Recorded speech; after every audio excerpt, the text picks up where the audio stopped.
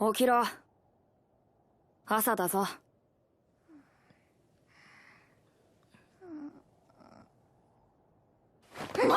Transform again, Mike. Skateboard can a big more. Still my style ain't getting more like make it sound bigger like mushroom.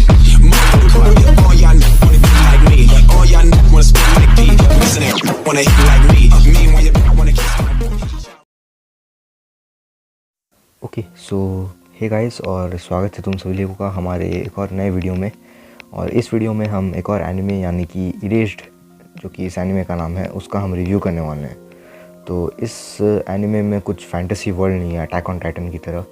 इसमें बिल्कुल हमारी तरह ही दुनिया है, इंसान भी रहते हैं और वो एक मॉडर्न दुनिया है। और इस एनिमे के मेन प्रोटैगनिस्ट का नाम है सातोरू फुजिनुमा। तो उसके पास एक स्पेशल पावर है, अगर उसके आसपास के एरिया में अगर कोई दुर्घटना हुआ है, मतलब वो कुछ भी हो सकता है एक एक्सीडेंट हुआ हो मे बी, तो वो उस एक्सीडेंट के कुछ मिनट या घंटों पहले जा सकता है और उस एक्सीडेंट को ये होने से रोक सकता है। तो ये हमारे जो है मेन प्रोटैगनिस्ट की पावर है।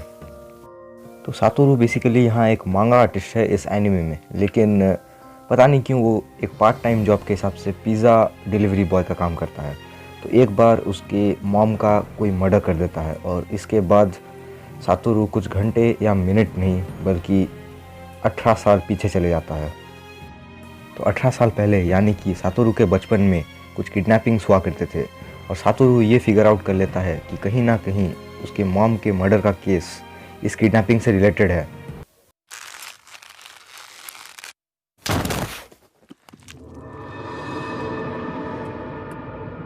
तो जब सातोरू को ये पता चलता है कि उसके मॉम का किसी ने मर्डर कर दिया है, उसी वक्त उसके पड़ोस की एक औरत उसे अपने मॉम की डेड बॉडी के पास देख लेती है और उसे ये लगता है कि सातोरू ने ही उसकी मॉम का मर्डर कर दिया है। और फिर कुछ पुलिस सातोरू के पीछे लग जाते हैं और उसी वक्त सातोरू टाइम में पीछे चले जाता है।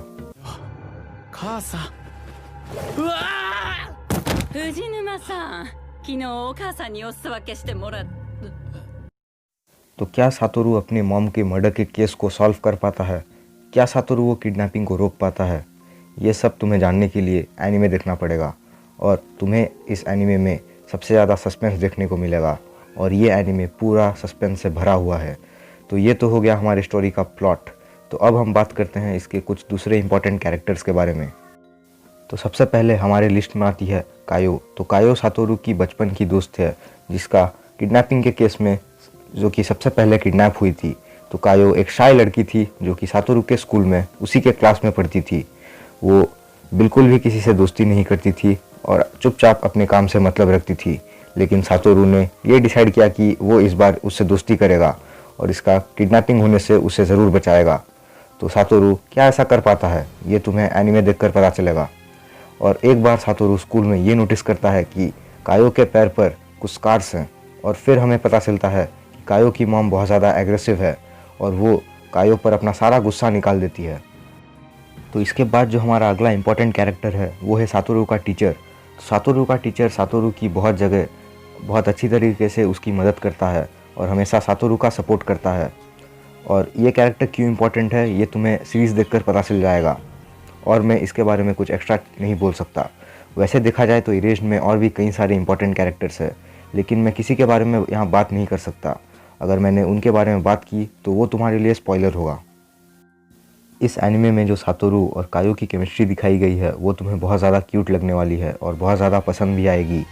तो इस एनिमे में टोटल 13 एपिसोड्स है और सारे एपिसोड्स एक से बढ़कर एक है।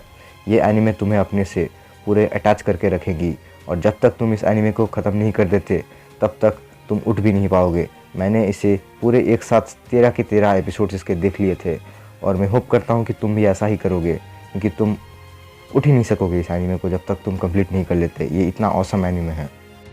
तो अब बात करते हैं इसे तुम्हें किस लैंग्वेज में देखना चाहिए। तो मैंने इसे जापानीज़ में देखा था, यानी कि इंग्लिश सब्ड, लेकिन तुम चाहो तो इसका डब्ड वर्जन भी देख सकते हो।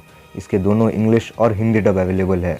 तो जिस लैंग्वेज में तुम्हें ज़्यादा सूटेबल लगे तुम उस लैंग्वेज में देख लेना। इस एनिमे की IMDb रेटिंग है 8.5 आउट ऑफ 10, लेकिन मैं इसे देना चाहूँगा 4.9 आउट ऑफ 10। 0.1% मैंने इसलिए काटा है क्योंकि ये चाहते तो इसके कैरेक्टर्स की और ज़्यादा डेप्थ में ये जा सकते थे। मैं बात करूँ इस एनिमे की तो मेरे तो ये मस्ट वॉच एनिमे की लिस्ट में ज़रूर है। तुम्हें इसे ज़िंदगी में एक बार ज़रूर देखना चाहिए। ये एक बहुत ही ज़्यादा ऑसम एनिमे है जिसे तुम बिल्कुल मिस नहीं करना चाहोगे। तो अगर तुमने ये एनिमे देख लिया हो तो मुझे कमेंट सेक्शन में ज़रूर बताना कि ये एनिमे तुम्हें कैसा लगा था। और अगर तुमने मेरे रिकमेंडेशन से इस एनिमे को देखा है तो देख लेने के बाद कमेंट में एक बार ज़रूर बता देना ये एनिमे तुम्हें कैसा लगा है। अगर तुम्हें वीडियो पसंद आई हो तो इस वीडियो को लाइक कर देना और चैनल पर नए आए हो तो सब्सक्राइब कर लेना। तब तक के लिए bye bye and feel the aura in yourself.